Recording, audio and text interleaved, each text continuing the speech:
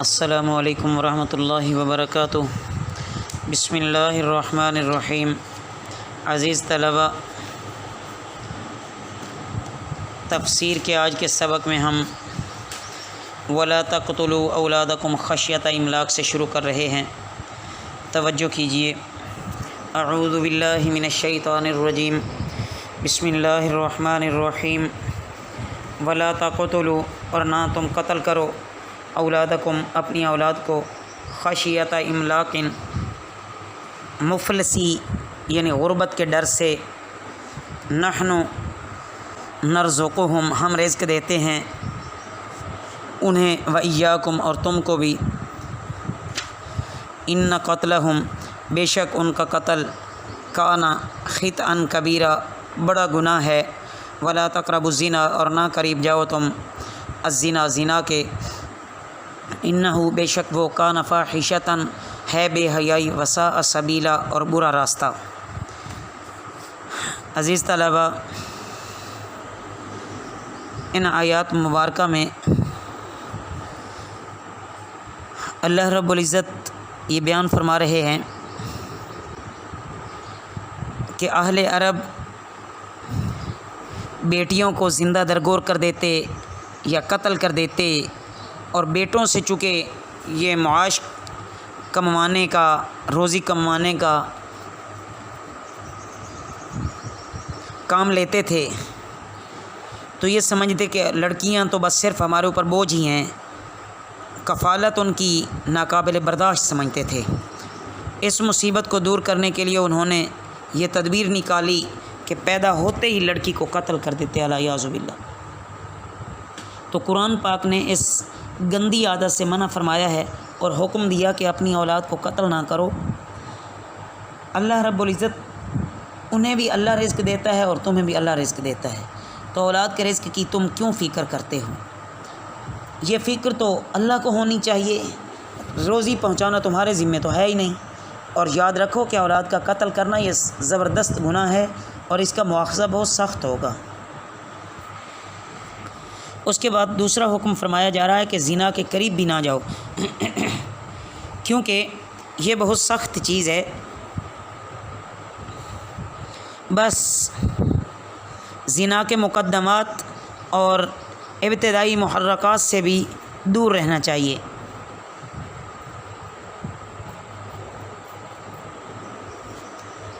حاصل یہ ہے کہ اللہ رب العزت پر بھروسہ کر کے رزق کی فکر نہیں کرنی چاہیے، بلکہ رازق کو تھامنا چاہیے۔ رازق جو کام کہتا ہے وہ کر لینے چاہیے، رزق تو اس نے دینا ہی دینا ہے۔ اور دوسری بات زنا کے بارے میں فرمائی کہ یہ انتہائی بری عادت ہے، اس سے معاشرے کے معاشرے تباہ ہو گئے اور ہو رہے ہیں، اس لہٰذا اس سے بچنا چاہیے۔ وَلَا تَقْتُلُوا النَّفْسَ الَّتِي، اور نہ قتل کرو جان کو، الَّتِي وہ جو کہ حرم اللہ اللہ نے حرام کیا، الا بالحق مگر حق کے ساتھ، ومن قتل اور جو مارا گیا مظلوم ہو کر، فقد جعلنا تو تحقیق ہم نے کر دیا، لولیہ اس کے وارث کے لیے، سلطاناً ایک اختیار، فلا یسرف پس وہ حد سے نہ بڑھے، فی القتل قتل میں، انہ کان منصورا بے شک وہ ہے مدد دیا گیا۔ عزیز طلبہ، قتل نفس سے مراد دوسرے انسان کا صرف قتل ہی مراد نہیں ہے، بلکہ اپنے آپ کو قتل کرنا بھی اس میں شامل ہے، اس لیے کہ نفس جس کو اللہ تعالیٰ نے ذی حرمت ٹھہرایا ہے، اس میں دوسروں کے نفوس کی طرح خود انسان کا اپنا نفس بھی داخل ہے، لہٰذا جتنا بڑا جرم بھی ہو وہ انسان کا قتل بہرحال بہت بڑا جرم ہے۔ چونکہ انسان کا قتل بغیر کسی شرعی سبب کے بڑا جرم ہے، اس لیے حدیث مبارکہ میں اس پر تنبیہ بھی بڑی فرمائی گئی ہے۔ ایک حدیث میں آتا ہے کہ جب دو مسلمان تلوار لے کر مقابلہ کرتے ہیں تو قاتل اور مقتول دونوں جہنمی ہیں۔ صحابہ رضی اللہ تعالیٰ عنہ مجمعین نے عرض کیا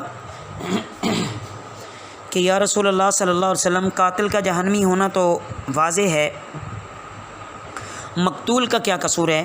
تو فرمایا وہ بھی اپنے مقابل کو قتل کرنے کا خواہش مند تھا۔ خلاصہ یہ ہے کہ ناحق قتل کرنا حرام ہے، اور اولیاء مقتول کو قاتل سے انتقام لینے کی اجازت دی، مگر زیادتی کرنے سے منع فرمایا ہے۔ دو صورتیں ہیں، یا تو قصاص لے لے یا خون بہا لے لیں۔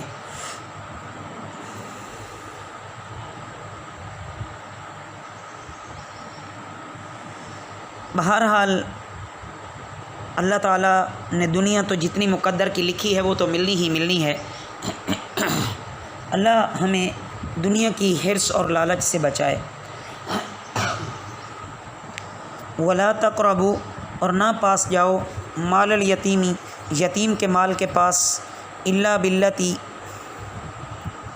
مگر اس طریقے سے ہی احسن، وہ سب سے بہتر ہے، حتیٰ یبلغ، یہاں تک کہ وہ پہنچ جائے، اشدہ، اپنی جوانی کو، واوفوا، اور پورا کرو، بالعہد، عہد کو، ان العہد، بے شک عہد، کان مسئولا، اس کے بارے میں پوچھا جائے گا، واوفوا الکیل، اور پورا کرو پیمانے کو، اذا کلتم، جب تم ناپ تول کرو، وزنوا، اور وزن کرو تم، بالقسطاس المستقیم، سیدھی ترازو کے ساتھ، ذالک خیر، یہ بہتر ہے، واحسن تأویلا، اور سب سے اچھا انجام کے اعتبار سے ہے۔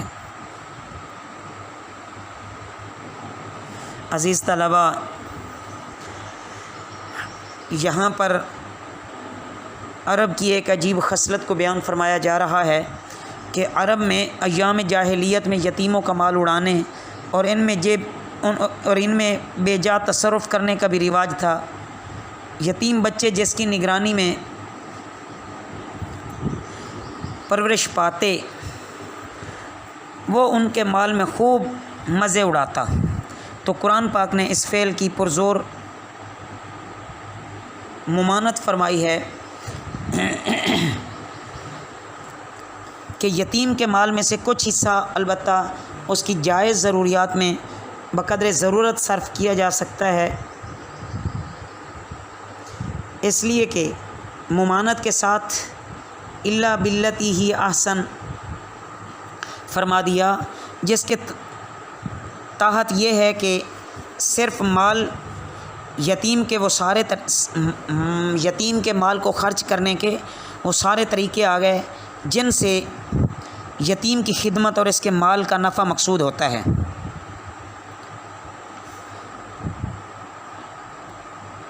اس کے بعد دوسرا حکم فرمایا عہد کی پابندی کرنا اور وعدہ خلافی کرنے سے ممانعت فرمائی گئی ہے، اور حکم ثابت ہوتا ہے کہ شریعت کے موافق جو وعدہ کر لیا جائے اس کی پابندی لازم ہے۔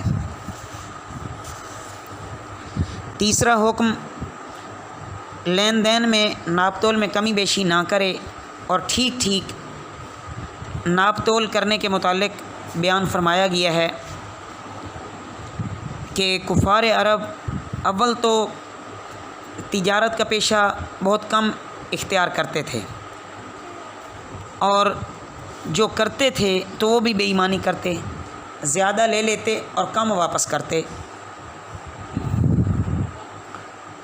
ان قرآنی ہدایات سے معلوم ہوا کہ اسلام کچھ رسمی اعمال کا نام نہیں ہے، بلکہ سارے نظام زندگی کو قانون الہی کے سانچے میں ڈھال لینے کا نام اسلام ہے۔